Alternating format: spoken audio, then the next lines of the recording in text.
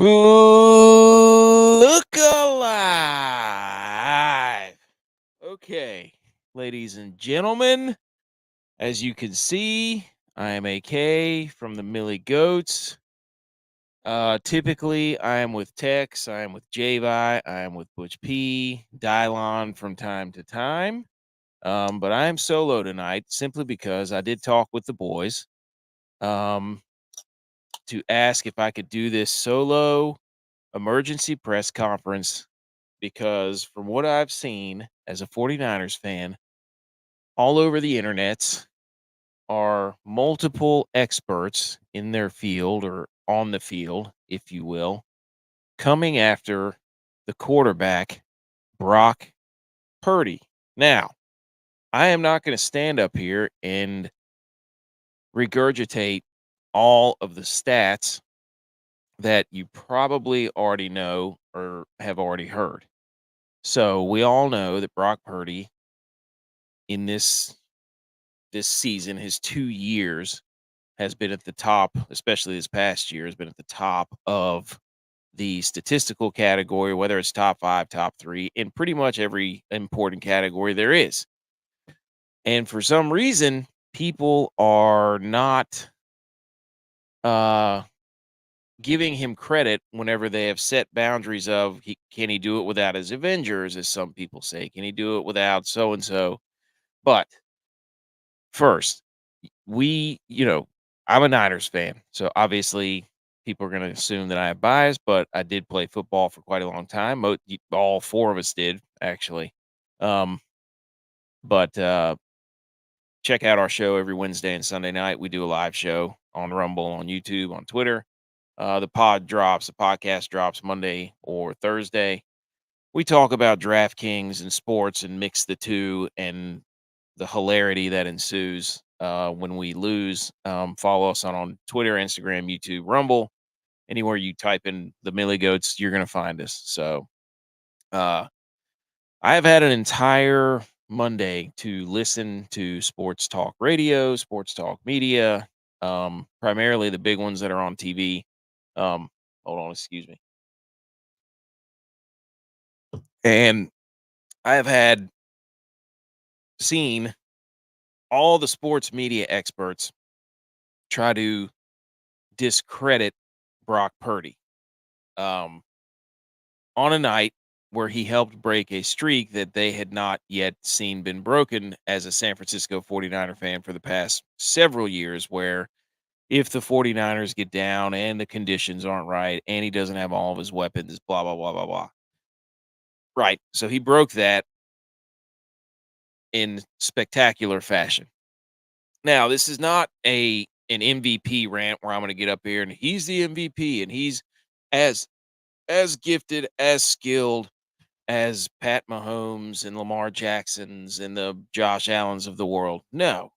This is just to say, hey, he's good, and when he is good, give him the credit. He not give him a compliment, tell him he's good, and then backhand him with like, yeah, but he's their weak link. Like you can't do that to the guy. Like you set a certain set of parameters for him where, you know, he's good whenever everything's going right, and then whenever things don't go right and he actually does pull through, you use the old, well, he's not as talented as these other guys. Did you not watch the game? Well, of course I watch the game. I watch all the games. I watch every single one of the games. Do I sit there and say, wow, he is a gifted athlete who has a howitzer of an arm and is very imposing? No, he doesn't have the special I can throw it 80 yards running left to right. He doesn't have the speed that makes you spin your head like Lamar does. Like, you got to be kidding me how fast that dude. He doesn't have the wizardry of Pat Mahomes where the arm angles and all this stuff. What he does have is that he was a 7th round pick. That is his superhero because it is your superhero quality because it gives him that edge that all these other guys already had, right? Lamar was pushed to the back of the first round, but we all knew he's wildly athletic and talented and gifted. Josh Allen, same thing. Pat Mahomes, same thing. Joe Burrow, same thing. Like, they all had the tangibles before they got the awards. He's a dude who only had, "Hey, I was a 7th round pick." So that determination alone should be cool enough for everybody, but apparently it's not. So I gotta give credit, though, to Emmanuel Acho and Chris Broussard and Louis Riddick, Pat McAfee, even Richard Sherman, especially. Like, those dudes are fighting the fight saying, "No, no, no, no, no, no. Y'all aren't gonna sit up here and tell us everything has to be right for him to succeed, and then when something's not right on the biggest stage, the playoffs, right? Playoffs, um, that he's not gonna step in there and deliver." You know what I mean? And so Richard Sherman and those guys, Acho, Riddick, all those dudes, like, they're out there battling for him, and that's good. That's what we need. We need discourse in sports, right? Like, we need all that stuff. This sports are better whenever everybody's kind of arguing with each other. That's why we watch sports. It's the greatest live show on television. Um, but again, it's not this is not a MVP rant where I'm going to get up here and say Brock should have been the MVP. He's the best quarterback in the league. I mean, he's one of the best. I'll tell you that.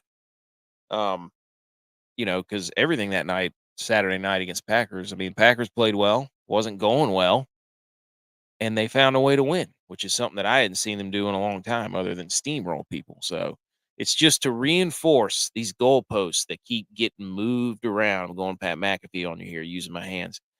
These goalposts get moved around. He does one thing, he has to do more. He does that, they say, "Yeah, well, the first part of the game, he wasn't that great. Did you not watch?"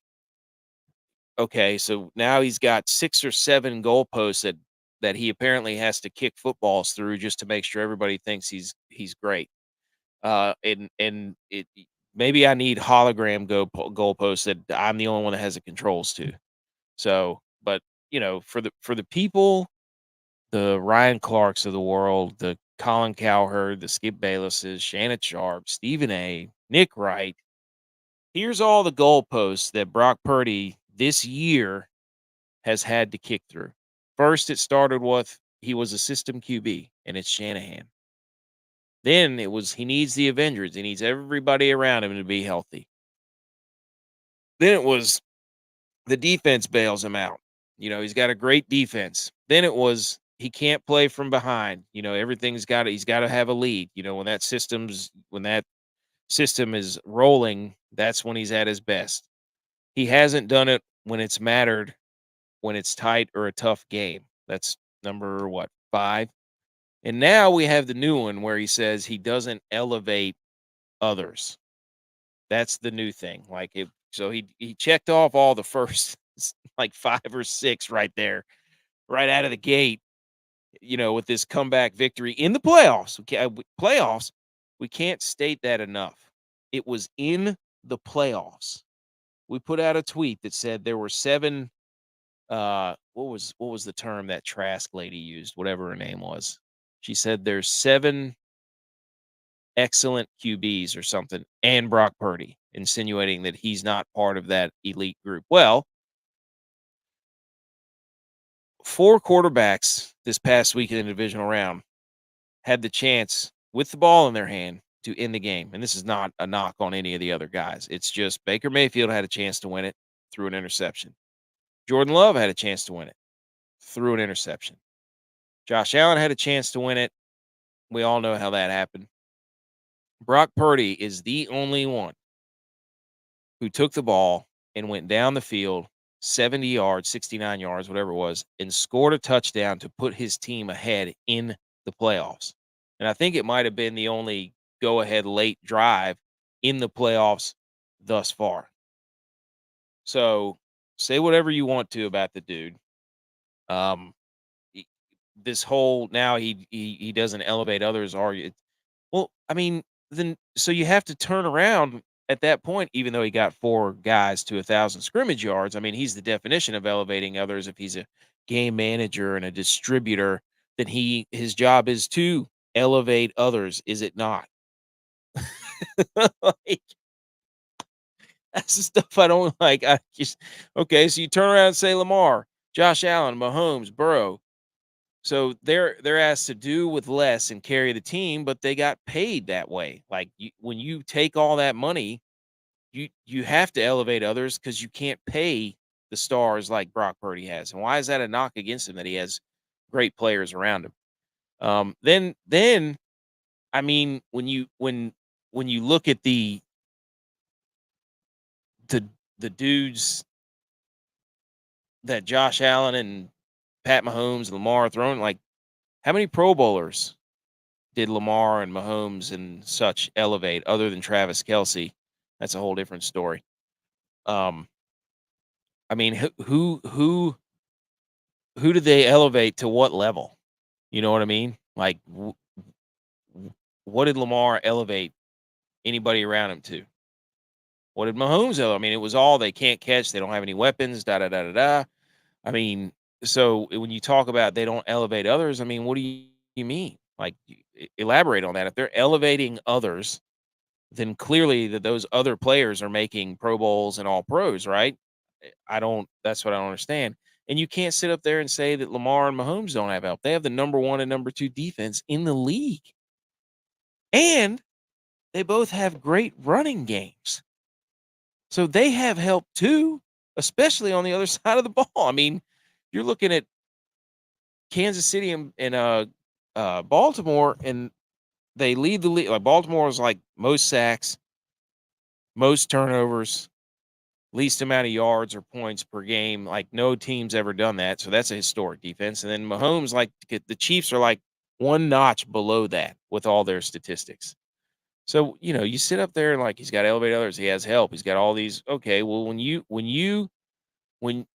Lamar and Mahomes have to watch their defense just hold Houston to 3 points, like, I mean, that's a pretty good luxury, is it not? So it's hard to sit here and listen to that and watch these guys bounce around and change their argument. And and then we have to do the apology tours, 49er fans or whatever for Green Bay and continue to talk about I mean, the whole talk of that game thus far is how great Jordan Love is and how awesome Green Bay is set up for the future. And the stories are already coming out now of Brock Purdy. Like, do they have to get rid of him? And if he can't win the Super Bowl, I'm like, you're talking about a dude who's played 2 years and been in two NFC championships. Like, what are we doing here? You know what I mean? Like, there's rumors of they throw out the whole Tom Brady thing right before the NFC championship game. Now there's mentions of Justin Fields. They should go get Justin Fields. It's like, why? How has Jordan Love done much more than Brock Purdy right now? And this is what it does. It makes me sit up here and have to like pick apart other quarterbacks when I don't really even care about Jordan Love. I think he's pretty good. I think Lamar is great. I think Mahomes is great. I think Allen's great. But now I have to sit here and be like, well, now I got to attack those dudes to stick up for Brock Purdy. And they do the whole don't look at the stats from the game. You can't look. These other guys are playing above the stats. And it's like, well, then don't sit up there and use stats on your screens when you're doing your TV shows to favor your arguments. Like, if you're going to use stats, you got to use them for everybody, right? I mean, all the guy's done is win so far, and he's won big games, and he's still in his second year. He's learning. He is still learning how to win and navigate the league and when to do what. Like, I'm going to show you some throws here. I mean, everybody's seen them. I mean, some of these throws he had on Saturday night were outrageous. I mean, yes, he had bad throws. He had struggled with the ball. The whole uh, Colin Cowherd, somebody was saying that he has small hands, and it's like he has the same size hands as Mahomes, like nine and a quarter. I think Mahomes' hands are that big, but they they use these stats for all these other quarterbacks to justify why they're great, and then the rushing ability and the Mahomes in the playoffs and the Allen with his total touchdowns, and like you have to sit here now, you got to put they make it like you have to pair Brock Purdy against these other elite quarterbacks, and it's like, is that really the argument? All we're saying is stop telling us that he's the weak link whenever other things in that Green Bay game were not going how they should. I mean, Green Bay ran the ball for like 130 or 40 yards.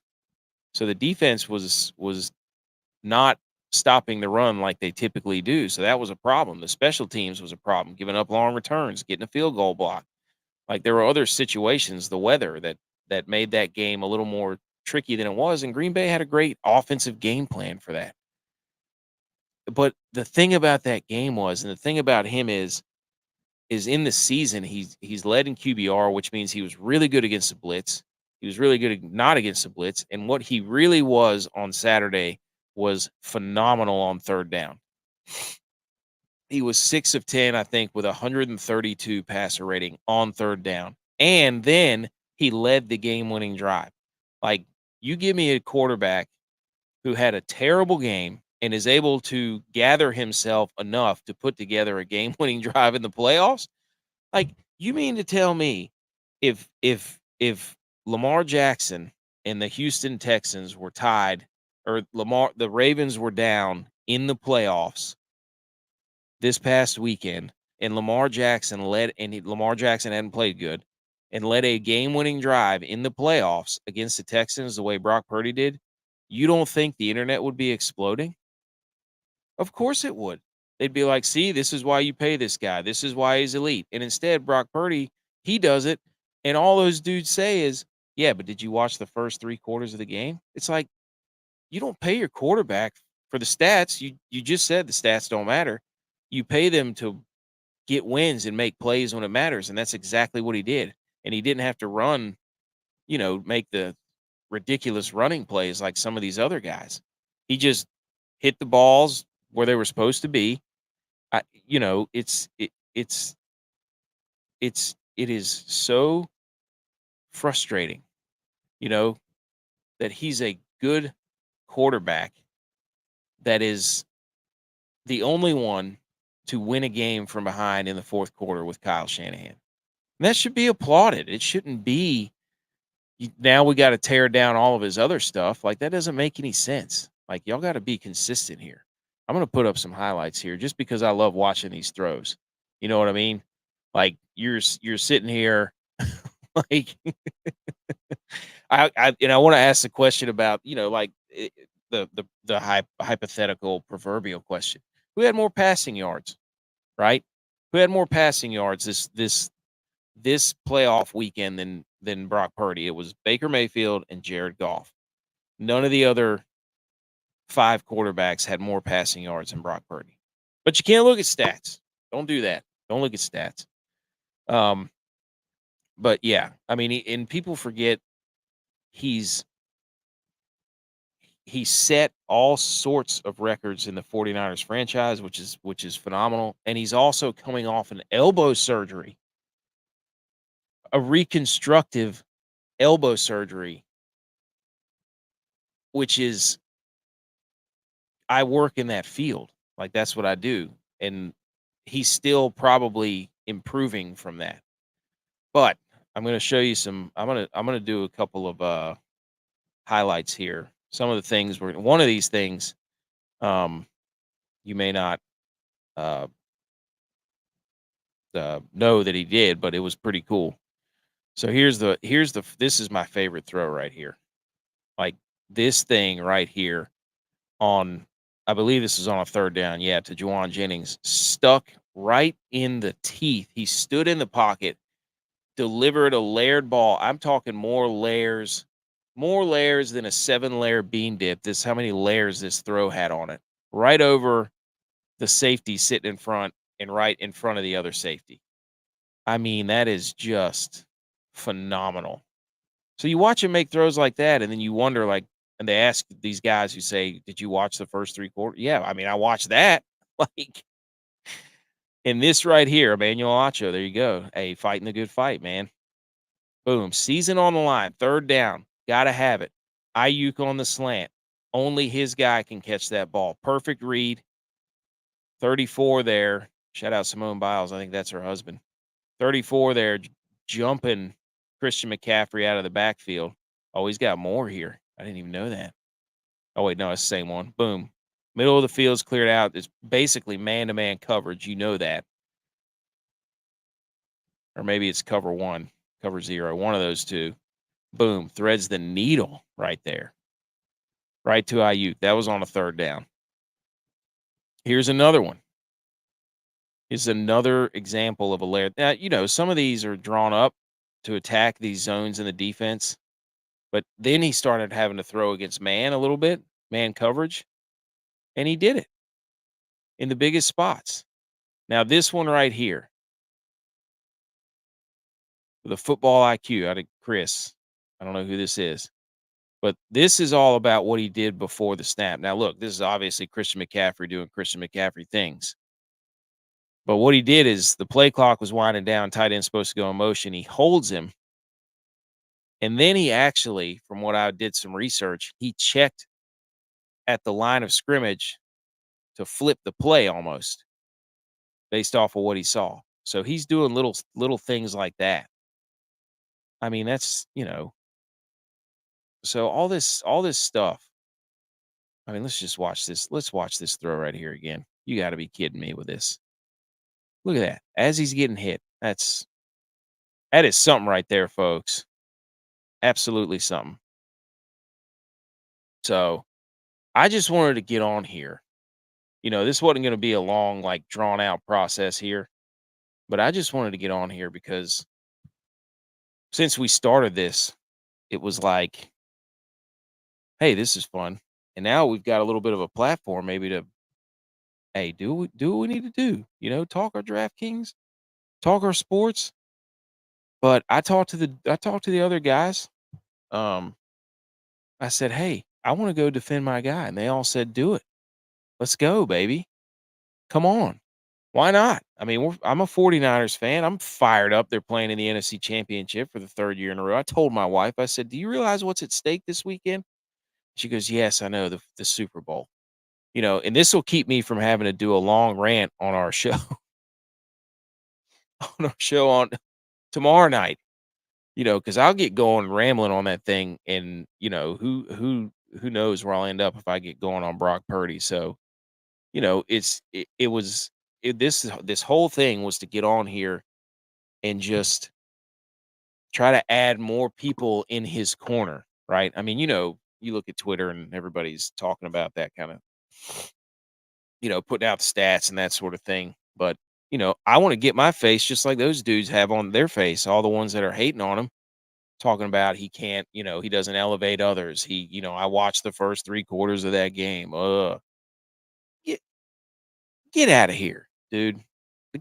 He is good, and he has done things for this team that they have not yet been able to do. And you're talking about getting that win on the first playoff game. Now, moving forward, he knows he can do that. The guys in the locker room know he can do that. And that gives them confidence where everybody's not going to be walking on eggshells. It's like, oh, shoot, we've never seen this done before. Well, now he's done it, right? So we don't have to worry about that. So it should be a fun game against the Lions. I think these 2 teams match up really well. But emergency press conference. We cannot sit here and let Brock Purdy get just throttled at every turn, even though he does what everybody asks. So, anyways, um, my name is AK. I'm from the Millie Goats. If you're a 49er fan, we're gonna be going hard here. If you're on the Rumble, we appreciate you checking it out. If you're on YouTube, if you're watching on Twitter, thanks for checking it out. If you have any questions, shoot them in the live chat. I mean, I don't have too much more. If you've got anything else that you'd like asked or answered, or you know what I mean, don't be afraid. Don't be afraid to hop in. But I, I think my biggest irritation this whole time has been, uh, we watched Jimmy Garoppolo. Nothing against Jimmy Garoppolo, but you know, the people who get most upset are the fans. Obviously, we're all fans, right? You're going to defend your guys, but it's like I've watched this team now with Shanahan for like 7 years, and I'm telling you right now, in those spots, late in the games or on third downs, you're just waiting. You're like, "Oh gosh, who's gonna throw the who's he gonna throw the pick to now?" Like, um, and I will say, as a fan for the first time, a 49er fan for the first, for the first time, when he gets the ball, I'm like, "Hey, we got a shot here." Like, when they were down, I legitimately thought, I was like, "This is it. This is his moment." And he did it. Uh, and there's not you can't take that away from him. You can, even though they're gonna try to put him up against, everybody, all those other quarterbacks. But look, I'm just I'm ecstatic that we get to watch another NFC championship. Now, let me tell you something, folks. My In our group chat, we have a big group chat and and a smaller sub group chat for the Millie Goats, but the big one with all the boys from college. I'm sure people can relate to this. Um, the You're gonna have to stay tuned because I think we're gonna be live on Sunday at the end of this thing, the game. But the um, the group chat, whenever the Niners are losing. Now I do this to myself. Obviously, I'm a huge Niners fan, so I get on here and go defend Brock Purdy. Why? I don't know. And that's kind of why people love to jab me, whenever, especially my friends, whenever the Niners are losing. The group chat was going off the other day. So, and it was, here goes the Niners. And if they lose on Sunday, especially while I'm live on air, we might have the highest viewership we've ever had because of that, because I'm going to be running my mouth up until that point. And I always tell people, you talk trash when you can talk trash because you're never guaranteed the opportunity to talk trash. So you run your mouth respectfully. Don't be a jerk, but you can talk trash in good taste, right? But the group chat will be going off if they get behind or if they struggle. I've had so many calls sometimes when I go when they lost last year that my phone died, and it just died, and I left it off, and they all gave me a hard time, but I didn't say a word for like 2 weeks. I was so mad that Brock Purdy got hurt. It was a disaster.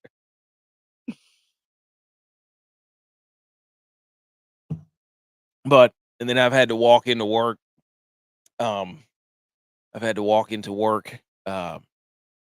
After that, I decorated my entire desk at work with Christmas lights and Niners gear, and it was a that last time when they lost to the Chiefs after they were up 10.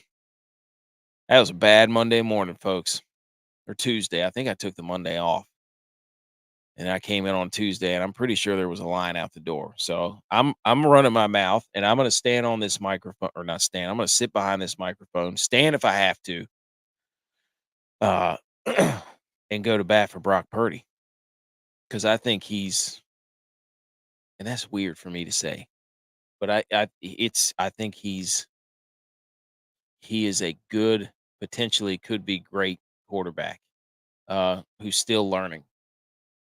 So we're not going to tolerate the slander. I'm done with the slander. If I see people talking bad again, now you know that the people are going to be waiting. These analysts and these dudes who've been foaming at the mouth when that 3 games skid hit, it was an onslaught. See, they pointing their fingers. You can't do it. This, that, hand size, raining. He won all the Avengers. Blah blah blah. Whatever. Yeah, they let him have it, and now he shoved it right back in their throats just a second ago, just on Saturday night, and man, did that feel good. Um, I think that's all I got. I mean, I'm not gonna hang out here too. I got some other work to do. If you're watching this right now, me and the boys are getting together tomorrow night, Wednesday night, 9:30. We're gonna preview the NFC and AFC championships in DraftKings. We're gonna tell some dad jokes. We're going to do a water cooler debate where we just pick a topic and give stupid answers. You'll see the poll on Twitter. Um, we're gonna talk. DraftKings. I think I said that already, but it's going to be football. I mean, we're coming down to the end, folks. We got 2 games this weekend, and then one more game after that. I mean, you got to take this football and you got to get yourself a what are those things? An air vac, a vacuum sealer, and you got to take this football that we got left on the last 2 weekends, and you put that moment in a vacuum sealer, and you suck the air out of that bag, and you hold on to this football moment for the next 2 weeks or the next 3 weeks, because that's all we got for a little while. Oh man, I just realized I got this sticker on my shoulder. That's Bowser. My son, my son put that on my shoulder before he went to bed. I forgot I had that on. That's pretty cool. Shout out my son. But yeah, Wednesday night and then Sunday night, we're gonna be live again. I don't think J-Vi is gonna be on tomorrow, so I think it might be Dylon or it might just be me and Butch and Tex. Um, but Sunday night, we're gonna do another live stream like we did the last one. We had J-Vi on as the Bills folded under pressure there. But Sunday night we'll be live again. I don't know if if the Niners game is gonna be over or not. I think I may have to move out of my laboratory down here and get up in the kitchen while I can watch the game. Hopefully, I don't wake the kids up at the end there. But I'm not going to watch it on my phone. Usually, I'll watch the games on my phone, or maybe I'll get a TV down here somehow. Anyways, um, but that's all I had on Brock Purdy. I appreciate everybody who listened and watched, tuned in. Subscribe to all of our channels on YouTube, the Millie Goats, Rumble, the Millie Goats, Twitter at Millie Goats. I appreciate Rumble, the Rumble crowd. Hop in the live chat. No comments today. That's all right. It was kind of an impromptu effort here. But look out for us tomorrow night. Come back. Come on. Check out all of our sites, our podcast. That'll go out Thursday. Hey, leave Brock Purdy alone. That's what.